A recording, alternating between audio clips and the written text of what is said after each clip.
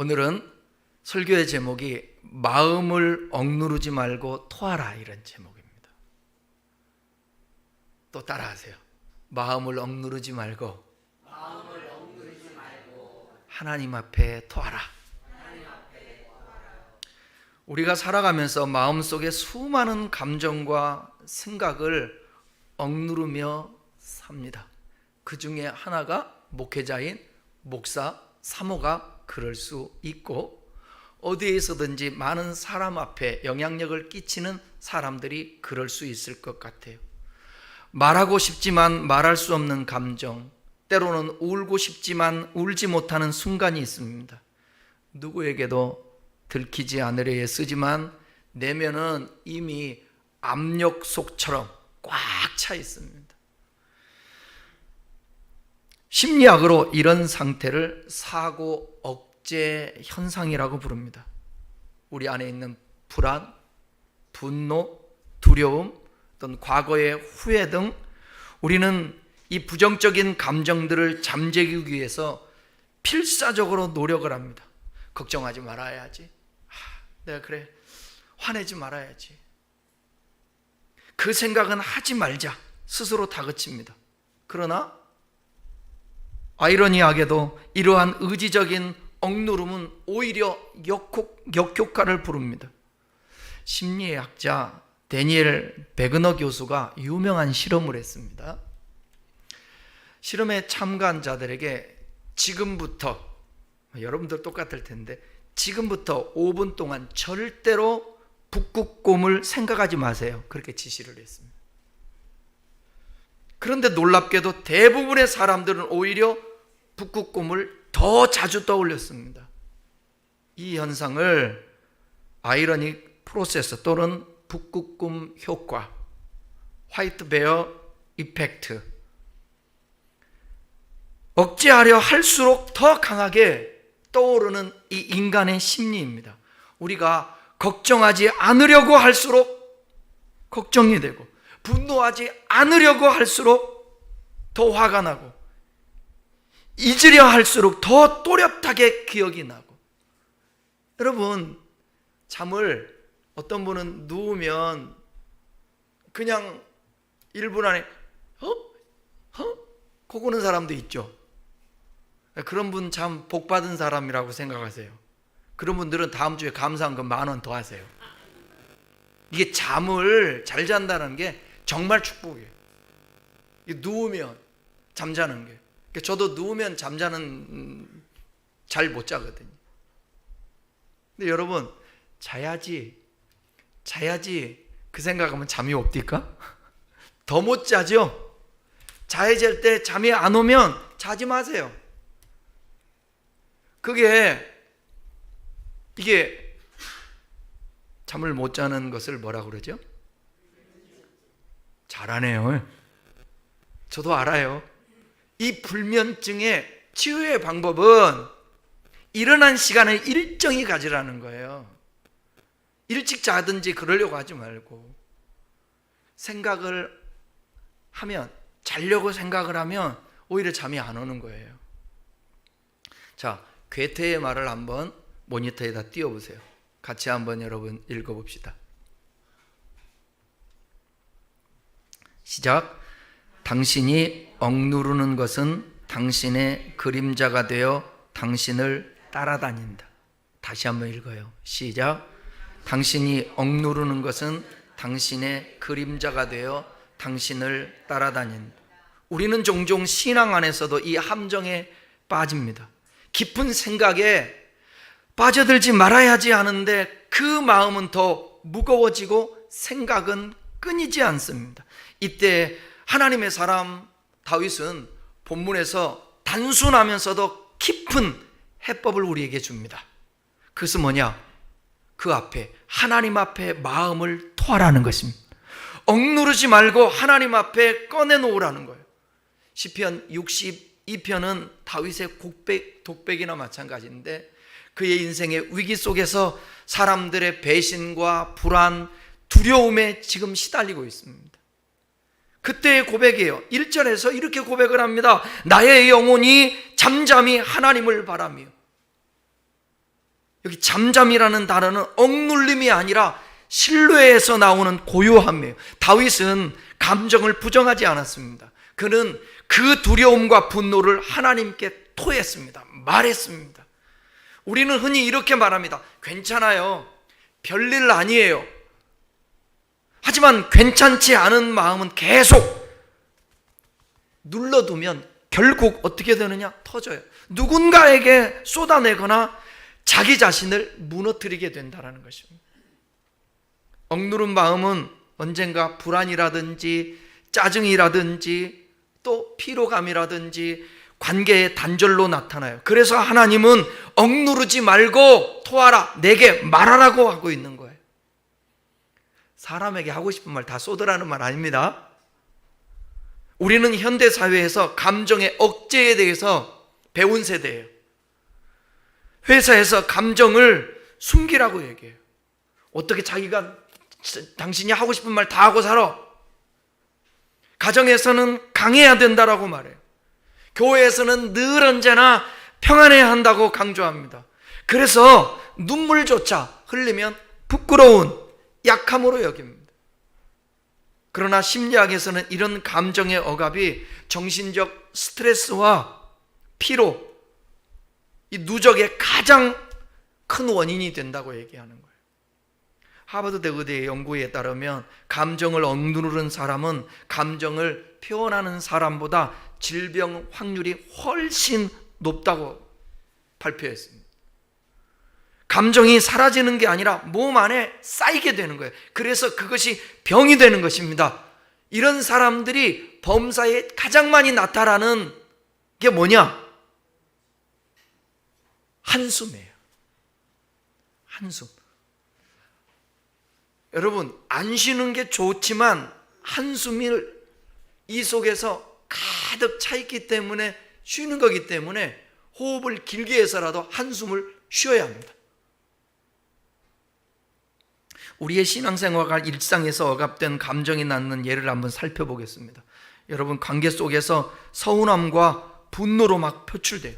가까운 사람들에게 상처를 받았을 때 우리는 종종 내가 참아야지, 믿음으로 덮어야지 라며 감정을 마음 깊은 곳에 묻어줍니다. 이 억압은 서운함이 사라지는 것이 아니라 마치 압력솥의 증기처럼 서서히 압력을 높이게 되는 거예요. 결국 사소한 일인데도 불구하고 폭발하게 되고 공격적이게 되고 또는 비꼬는 말투나 침묵으로 나타내 관계를 병들게 만들어버려요. 억제는 용서가 아니라 억제가 독이 될 때가 있다는 거예요. 또한 일상에서 억압된 감정은 삶의 걱정과 미래의 불안으로 나타납니다. 우리가 쓸데없는 걱정하지 마라고 스스로 다그칠수록 뇌는 그 걱정거리를 더 큰 경고 신호로 인식을 합니다. 그러니까 뇌과학적으로 걱정을 억누르는 행위 자체가 이 뇌의 편도체를 자극해서 불안 회로를 강화한다는 거예요. 유명한 기독교 작가 C.S. 루이스는 이렇게 말했습니다. 읽어볼까요? 시작. 걱정은 내일의 슬픔을 덜어주는 것이 아니라 오늘의 힘을 앗아간다. 맞죠? 그런데 대부분 우리가 살아가면서 걱정과 염려는 현실보다는 미래입니까? 현실입니까? 미래일 수가 많이 있습니다. 그러니까 내일에 대한 걱정, 근심, 그런 것들은 오늘의 힘을 빼앗아가는 거예요. 걱정을 억제하려는 노력은 단순히 힘을 낭비하는 행위에 불과하다는 것입니다. 또 일상에서 억압된 감정은 잘못된 습관이라든지 중독으로 나타나요. 담배를 핀다든지, 그 다음에 막 폭식을 한다든지, 또 과도하게 생각들을 잃어버리기 위해서 인터넷에 집중을 한다든지, 이런 것들을 나쁜 습관을 끊으려 할 때 우리는 내일부터 절대 안 해, 그렇게 말을 하지만 하루를 못 버팁니다. 억제가 만든 심리적 반동은 보상 심리와 합쳐져서 결국 더 큰 충동으로 돌아온다라는 거예요. 우리의 유한한 의지력만으로는 이 억압된 감정을 절대로 이길 수가 없습니다. 이것을 고백해야 됩니다. 한번 고백해 볼까요? 내 힘으로는 내 감정을 어떻게 할 수 없다. 할 수 없어요. 참아야지. 아니야, 내가 견뎌야 돼. 혼자 스스로 누르면 이 억제된 감정이 나중에 폭발하게 돼요. 이 시편 다윗의 시 62편은 다윗이 압살롬의 반역으로 도망하던 시기에 기록된 것이에요. 그는 왕자를 잃었습니다. 임금의 자리에서 내려왔어요. 백성에게 버림을 받았습니다. 아들에게 쫓기는 인생의 가장 낮은 자리에 있었습니다.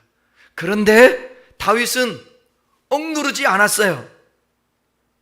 오늘 본문 5절을 한번 읽어보겠습니다. 5절 시작. 나의 영혼아 잠잠히 하나님만 바라라.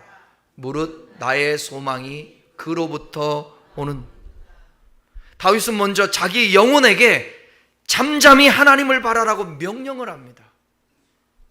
이 잠잠함은 무기력이 아니라 내 힘으로 이 문제를 해결하는 모든 자기 노력과 억제의 중단을 의미하는 거예요. 우리는 걱정을 없애려고 에너지를 소모하는 대신 우리의 소망의 근원이 되시고 우리의 도움이 되신 하나님께 시선을 고정해야 한다는 거예요. 그러니까 문제에 집중하지 말고 그 문제를 하나님 앞에 고백하며 털어놔야 된다는 거예요. C.S. 루이스의 말처럼 걱정은 우리에게 오늘의 힘을 빼앗아갑니다. 우리의 소망은 우리의 의지력이 아니라 오직 하나님께 있음을 인정하고 억압적인 자기 통제를 내려놓는 것이, 그것이 우리가 해방되는 그 시작점이에요. 근심 걱정을 억지로 미루는 대신에 하나님에 대한 확신이라는 더 큰 그림으로 초점을 전환시켜야 합니다. 이 근본적인 초점 전환이 영혼의 요동함을 멈추게 하는 첫 단추가 되는 거예요. 6절 읽겠습니다. 6절을 큰 소리로 읽읍시다. 오직 그만이 나의 반석이시여 나의 구원이시여 나의 요새시니 내가 흔들리지 아니하리로다. 우리가 불안한 이유는 의지하는 대상이 흔들리기 때문이에요. 돈, 건강, 사람들에게 인정받는 것, 어떤 직장의 안정, 자녀들의 안정, 이와 같은 세상의 모든 것은 시시각각 변하지 않습니까? 이런 것들 때문에 불안하고 그렇다는 거죠. 다윗은 오직 하나님만이 반석이시다. 반석이라는 것은 견고한 토대, 그분만이 나의 구원이시다. 어딘가에 눌려있고 사로잡혀 있는데 해방된다라는 거예요. 그리고 그분만이 나의 요새다. 흔들리지 않는 피난처가 된다라는 거예요. 요새는 여러분 스스로 싸우는 곳이 아니라 유혹으로부터 완전히 숨어 안전을 보장받는 곳이 요새입니다. 우리의 요새가 누구라고요? 다윗은 고백하는 거예요. 그 어려움 속에서도 하나님이 나의 요새라고. 우리의 마음이 흔들릴 때 자기 감정을 억누르는 위태로운 울타리를 세우는 대신에 하나님의 견고한 요새 안으로 피하는 것이 진정한 평안입니다. 그러니까 문제가 생겼을 때 내 마음을 어찌하지 모를 때에 호흡하면서 하나님을 찾아야 돼요. 하나님을 코로 들어 마시면서 이렇게 하세요. 하나님의 아들 주 예수 그리스도시여. 내쉬면서 뭔 생각을 해요? 나를 불쌍히 여기소서. 아시겠죠? 코로 숨을 마시면서 뭐라고요? 생각을 하시라고요? 내쉴 때? 네, 이거는 여러분 매일매일 순간순간마다 마음이 불편할 때 이 고백을 해야. 이거는 명상에 있어서 심리학에서 호흡법이에요. 꼭 하세요. 긴장이 되고 뭐 어떻게 할 줄을 모르고 불안이 찾아올 때 꼭 해야 돼요. 그러면 한번 실험해 볼까요? 말하지 말고 코로 호흡하시면서 하나님의 아들 주 예수 그리스도시여, 내쉬면서 나를 불쌍히 여기소서. 시작.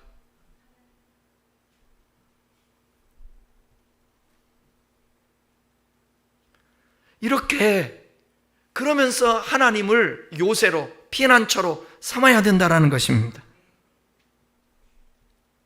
이렇게 견고하게 하나님을 신뢰하며 나갈 때 걱정, 근심, 불안의 그림자로부터 우리가 해방될 수 있다는 것입니다. 7절 읽겠습니다. 7절 시작. 나의 구원과 영광이 하나님께 있으며 내 힘의 반석과 피난처도 하나님께 있듯. 우리가 걱정을 억누르려 하는 그 근본적인 이유는 내 삶과 미래를 내가 통제해야 한다라는 자기 통제 욕구 때문에 그래요. 인간의 의지가 있죠. 힘이 있단 말이에요. 그런데 우리에게는 한계가 있지 않습니까? 그래서 하나님을 찾아야 돼요. 하나님을 의지할 때에 안정감을 가지고 우리가 가지고 있는 그 역량을 마음껏 발휘할 수 있고 힘을 낼 수 있게 되는 것입니다. 다윗은 나의 구원뿐 아니라 나의 영광까지도 하나님께 있으며. 어제도 어느 목사님이 우리 교회에 와서 같이 대화하다 그 말씀을 하시더라고요. 아무리 생각을 해도 하나님의 은혜 아니면 이걸 해석할 수 없는데, 그렇다고 해서 대단하게 뭔가 이루어져서가 아니라 일상의 삶 자체가. 근데 교우들이, 성도들이 그걸 모른다라는 거예요. 그걸 죽을 것만 같아서 인생 포기할 것 같고 이제 끝장이고 내 인생 이제는 더 이상 희망이 없다라고 그렇게 생각했던 사람이 기도하고 같이 함께해서 일어나고 힘을 얻고 그러잖아요. 그러면 이게 하나님이 주신 은혜인 것을 전혀 몰라요. 그리고 옛날로 다시 돌아가요. 아니 더 나빠진대요. 그게 목회자로서 너무 마음이 아프대요. 그래서 제가 뭐라고 그랬을까요? 목사님, 공감입니다. 저도 그것이 제일 힘듭니다. 목회하면서 도대체 하나님을 믿는데 문제 앞에서는 하나님이 없어. 그 하나님까지 지금까지 인도했는데, 반복해서 얘기하지만 우리는 행인과 나그네예요. 행인과 나그네에서 걱정해야 될 게 뭘까요? 행인과 나그네는 뭘 걱정해야 돼요? 먹고 자는 거잖아요. 행인과 나그네는 먹고 자는 걸 걱정해야 돼요. 저와 여러분들 행인과 나그네 맞아요? 맞잖아요. 성경에 말하지 않습니까? 베드로서에. 우리는 지금 광야의 길을 걷고 있어요. 맞아요? 그럼 뭘 걱정해야 돼요? 당연히 먹고 마실 거를 걱정해야 되지 않습니까? 근데 우리 주님은 그거 걱정하지 말래. 아니 그런 말도 꺼내지도 않아. 뭐라고 얘기하냐면 육체의 정욕을 제어하래. 나머지는 뭐예요? 하나님이 책임져 주겠다. 그냥 가만히 앉아있으면 책임진다는 얘기 아니라, 상식적으로 생각, 전능하시다며 하나님 믿습니까? 사랑의 하나님이라며 믿습니까? 좋으신 하나님이라며. 근데 삶을 살보면 하나님이 거지 같아. 왜냐하면 전혀 도와주지도 않고 함께하지도 않고 그러는 것 같이 여겨지면서 내 맘대로 사는 거예요. 이해는 갑니다. 왜 이해가냐? 기도해도 하나님의 응답이 없으니까. 그러면 여러분이 기도하는 대로 하나님이 응답하면 하나님이 계시는 거예요? 맞아요? 메시가 공 잘 찬다고 해서 메시 이리 와봐, 공 한번 차줘, 꼬링 넣어봐, 위로 차봐, 개인기 한번 부려봐. 메시가 여러분의 뜻대로 말 들어줍니까? 에이, 메시는 하나님하고 다르지. 여러분이 하나님의 그 깊이를 아시나요? 하나님 우리를 다 아시는데 그래서 당신이 보면서 우리에게 가장 선하고 아름답게 인도하시는데, 근데 나는 변화될 생각을 안 해. 나는 달라질 생각을 안 해. 그리고 먼저 하나님 해결해 주세요. 우리 아이들 키울 때 그 느끼지 않습니까? 손에 쥐어. 그리고 달래.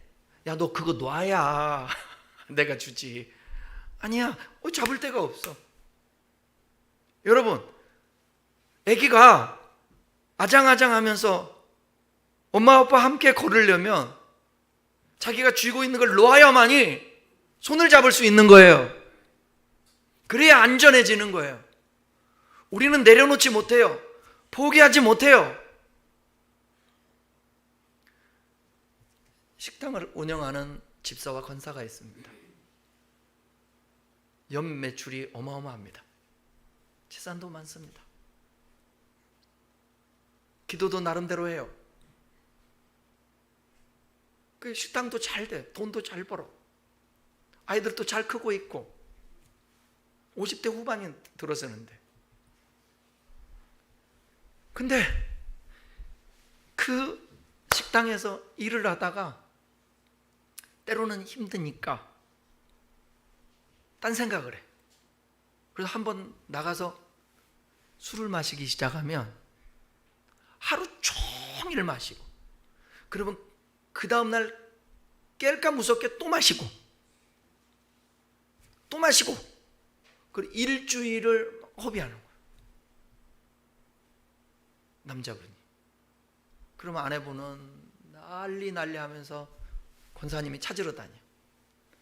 가족들이 뭐 핸드폰에다 뭐 해놔가지고 이제는 어디 있는지도 안 돼. 찾아가면 노래방도 있고 술집도 있고 어디도 있고 막 그래.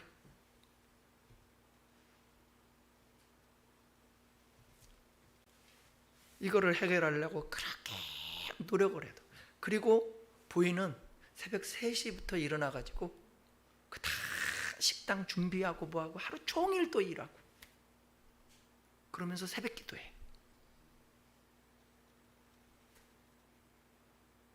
원더우먼이야. 근데 이게 반복돼. 병원에다가 집어넣어도 해결이 안 돼. 그래서 처방책이, 사람들은 뭐라고 얘기하느냐, 문을 아예 닫아라 일주일. 그런 것도 필요하다. 그거 못해. 거기에만 매달려 있어. 그러니까 남편은 에이, 우리 집사람이 다 알아서 하는데 뭐, 그럼 또 나가. 그분의 우상은 돈인데, 돈이면 벌벌벌 떠는데 쉬어야지. 24시간 아니 365일 몇 년 동안 한 번도 쉬본 적이 없어. 문 닫은 적이 없다. 그러면 문을 닫아라. 주일 좀 쉬어라. 좀 덜 벌어라. 내려놓을 수 있을까요? 없을까요? 여러분, 주일날 가게에 문을 닫는다든지 한다라는 거는 이건 보통 결단 아니면 안 됩니다. 이건 가난을 각오해야 합니다. 돈을 많이 못 벌기로 작정을 해야 합니다. 그러면 이제 우리 보통 그리스도인들은, 성경을 깊이 모르고 하나님을 모르는 사람들은 이렇게 말합니다. 아니, 문을 닫으면, 그 다음 여러분들이 얘기해야지. 문을 닫으면 장사가 잘 돼야지, 평일날이라도. 그러면 주일날 문 안 닫을 사람이 어디 있겠어요? 우리의 생각으로 단순한 생각하지 마시고 하나님은 그것까지도 감수하라는 거예요. 그러면서 우상을 물질로 두지 말라는 거예요. 하나님께 두라는 거예요. 안 돼요. 내려놔야 돼요. 내려놓아야만이 그때야 하나님이 개입하실 수 있고, 그러는 거지. 나의 삶은 그대로 유지하려고 하고 포기하지 않고 하나님께 맡기지 않으면 어떻게 해요? 이 속에서만 자꾸 분노가 있죠. 아까 얘기했던 권사님의 분노는 누구를 향한 분노일까요? 잘하시네? 미치고 환장하죠? 그러는 거예요. 그러니까 본인이 내려놓을 부분들을 내려놔야 되는데 그러진. 먼저 첫 번째 잘못은 누구예요? 그놈이죠. 그놈. 말해서 뭐예요? 뭐가 그 권사님 뭐가 잘못이에요? 아내가 뭐가 잘못이냐고. 열심히 사는 것밖에 없는데, 기도도 열심히 하는데. 그런데 이럴 때는 뭐냐? 내려놓은 밖에 더 있겠어요. 우리의 삶이 참 그러는 거예요, 여러분. 다윗은 나의 구원뿐만 아니라 나의 삶의 영광도 하나님께 있다. 나의 가치, 나의 성공, 나의 존재의 의미까지도 모두 주님께 달려있음을 인정하는, 어쩌면 전적인 위임? 주님만 바라보겠다고? 잠잠히? 미국의 신학자 라이놀드 리버는 평온을 위한 기도문이라는 책을 썼는데, 거기에서 그 기도문을 만들었는데 거기서 이렇게 고백합니다. 한번 읽어보십시다. 시작. 하나님, 제가 바꿀 수 없는 것을 받아들이는 평온함과 바꿀 수 있는 것을 바꾸는 용기, 그리고 그 차이를 분별할 수 있는 지혜를 주소서. 한 번만 더 읽으면서 머릿속에 생각 각인 좀 시킵시다. 시작. 하나님, 제가 바꿀 수 없는 것을 받아들이는 평온함과 바꿀 수 있는 것을 바꾸는 용기, 그리고 그 차이를 분별할 수 있는 지혜를 주소서. 제가 그 얘기했잖아요. 우리는 살아가면서 신앙생활도 똑같고, 삶에 이겨낼 것인가 받아들여 수용할 것인가.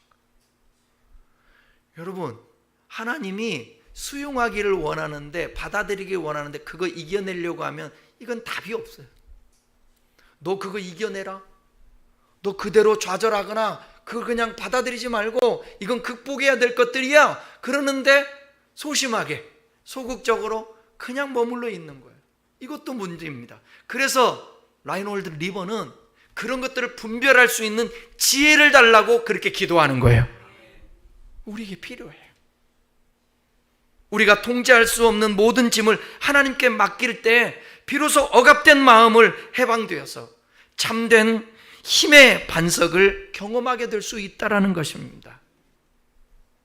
이제 마지막 8절은 이 모든 영적 지혜를 일상생활 속에서 실천하는 구체적인 우리의 행동 지침을 제시하는데, 8절을 다 같이 읽어보겠습니다. 시작. 백성들아, 시시로 그를 의지하고 그의 앞에 마음을 토하라. 하나님은 우리의 피난처시라. 다윗은 인간의 한계를 깨닫고 억누를수록 더 강하게 떠오르는 생각을 극복하는 근본적인 해결책을 제시합니다. 우리는 종종 신앙을 감정을 억제하는 힘으로 착각을 합니다. 그러나 하나님은 우리가 감정을 억제하기보다 그 감정을 하나님께 가져오는 사람이 되기를 원하는 거예요. 그 앞에 마음을 토하라고 그랬지 않습니까? 하나님 앞에. 여기 토하라는 이 단어는 히브리어로 샤파크라는 단어입니다. 근데 이 단어는 물을 쏟아붓듯이 폭포수처럼 흘려보내라, 이런 뜻을 갖고 있습니다. 그러니까 다윗은 하나님 앞에서 감정을 숨기지 않고 고백합니다. 시편의 여러 곳에서 보게 되면, 여러분 시편을 읽어보겠으면 다윗이 고백할 때 이런 고백도 해요. 주여, 언제까지입니까? 이건 따지는 거예요. 하나님, 언제까지입니까? 내가 밤마다 눈물로 내 침상을 띄웁니다. 밤마다 눈물을 흘린다는 거예요. 이러지 않고 하나님 앞에 고백하는 거예요. 보세요 하나님, 내가 내 눈물 좀 보라고. 밤마다 흘리는 이 눈물 하나님, 이런 거예요. 성경은 고상하게 써서 그렇죠. 하나님, 내가 원수들로 인하여 심히 괴롭습니다. 그의 기도는 완벽한 문장보다 정직한 감정의 고백이었어요. 하나님 앞에 기도할 때에 미사여구를 쓰면서 무슨 완벽한 문장 만들어서 하려고 하지 마시고 여러분의 감정 그대로 하나님 앞에 토하기를 바랍니다. 우리가 하나님께 마음을 토한다는 것은 감정을 분노나 불평으로 표출하는 것이 아니라 그것을 주님께 맡긴다라는 의미예요. 우리 고백 자체가. 억누르지 말고 인정하고 올려드리는 것, 그것이 영적 건강의 시작입니다. 여러분, 걱정을 기도로 토할 수 있기를 바랍니다. 불안이 엄습할 때 억지로 걱정하지 마, 다그치지 말고 하나님, 제가 이 문제 때문에 너무나 불안해서 미칠 것만 같습니다. 솔직하게 쏟아내라는 거예요. 분노를 여러분 간구로 토하십시오. 미움이나 분노를 마음속에서 묻어두지 말고, 하나님, 이 분노를 제가 감당할 수가 없습니다. 저를 불쌍히 여겨 주십시오. 고백하는 거예요. 하나님께서는 우리의 모든 감정을 수용하시고 다 받아두시고 판단하지 않으십니다. 그러니까 하박국도 고백을 하지 않습니까? 하나님 어찌하여, 왜 하나님, 그렇게 얘기해도 막 혼내지 않아요. 더딜지라도 조금만 기다려라. 의인은 믿음으로 말미암아 산단다. 나를 죽여주십시오. 죽여주십시오. 그렇게 해도 하나님이, 뭐? 네가 엘리야야. 네가 신앙이 있지 않냐? 너 믿음의 사람 아니야. 근데 나를 죽여달라고? 하늘에서 불의를 내렸던 너 엘리야, 비가 오지 않을 때 비 오라고 했을 때 비가 오게 했던 엘리야, 너 그동안에 나를 경험하지 않았니? 근데 여기서 죽여달라고? 그래, 내가 너를 죽여줄게. 그러지 않았어요. 그러지 않았어요. 그러지 않고 뭐 했다고? 우리말로 쉽게 얘기하면, 야, 일어나, 밥 먹자, 이거야. 일어나 밥 먹자. 우리들 중에 함께 살아가면서 여러분 인사하는 것 중에 이 말 되게 중요해요. 밥은 먹었어? 밥이라도 먹자. 이 말들이 되게 중요한 게, 이게 하나님의 언어예요. 우리 주님은 토할 때에 혼내지 않아요. 수용해 주세요. 밥 먹자. 밥이나 먹었니? 한번 해볼래요? 밥은 먹었니? 밥 먹자. 한번 해봐요. 시작. 밥은 먹었습니까? 밥 먹자. 가서 힘들고 어려운 사람에 가서 너는 이렇게 해서 이래서 그러는 거야. 너 하나님의 징계를 받는 것이고 그렇게 사니까 그렇지. 그러지 마세요. 제발. 판단자가 되지 마시라고. 그게 맞아도 그렇게 말하지 말고 힘든 사람에게 가서 말하라고요. 뭐가 힘들어? 뭐가 그렇게? 당신은 돈도 많고 뭐 이렇게 하는데 뭐가 힘들어? 내가 더 힘들지. 그러지 말고 힘든 사람에게 가서 밥은 먹었어? 밥이나 먹자. 이런 거죠. 그게 제일 좋은 친구가 되는 거예요. 근데 우리 주님이 우리에게 그렇게, 우리가 어떤 말을 토한다 할지라도 하나님은 그렇게 대해 주신다라는 것입니다. 헨리 나우엔은 이렇게 얘기했습니다. 한번 보십시다. 헨리 나우엔, 시작. 하나님께 내면을 토할 때 그분은 우리의 눈물 속에 들어와 우리와 함께 운다. 이 경험을 했기 때문에 나우엔 같은 경우 이 고백을 할 수 있지 않을까요?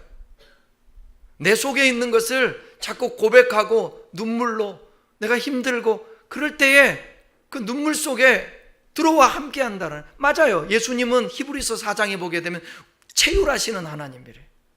동정해 주시고 함께 울어주시고 함께 고통당해 주시는 분이라는 것입니다. 하나님은 완벽한 기도를 원하지 않습니다. 정직한 기도를 원합니다. 하나님 너무 힘듭니다. 하나님 너무 힘들어요. 그 한마디가 바로 마음을 토하는 신앙의 시작이라는 거예요. 그리고 또 여기 백성들아 시시로 의지하라 나오잖아요. 의지하라. 마음을 토함으로 비웠다면 그 빈자리에 이제 다시 염려나 세상적인 어떤 욕망이 들어오지 못하도록 하나님으로 채워야 된다는 것입니다. 다시 말하면 하나님을 의지해야 된다는 거예요. 시시로라는 단어는 항상, 매순간, 하나님을 의지함이 이 매 순간으로 이어져야 된다는 것입니다. 우리의 의지력으로는 걱정을 멈출 수 없지만 그 걱정의 에너지를요 하나님을 향한 신뢰의 에너지로 전환할 수는 있습니다. 기도로. 다윗은 이렇게 고백해요. 하나님은 우리의 피난처시다 선포합니다. 피난처는 힘을 내서 싸우는 곳이 아니라고 그랬죠. 아까 힘을 놓고 숨는 곳이 피난처예요. 우리가 우리의 무력감을 인정하고 하나님 품으로 들어갈 때 우리는 비로소 세상의 요동으로부터 안전해질 수 있다는 것입니다. 오늘부터 여러분들이 그 고백할 수 있기를 바랍니다. 말씀을 마치겠습니다. 생각을 억누르지 말고 흘려보내십시오. 감정을 억제하지 말고 하나님께 말하십시오. 눈물을 감추지 말고, 안 감춰도 괜찮아요. 실패를 숨기지 않아도 돼요. 하나님은 오늘 여러분들에게 이렇게 말씀하십니다. 마음을 억누르지 말고 내게 토하라. 나는 피난처다. 기도하겠습니다.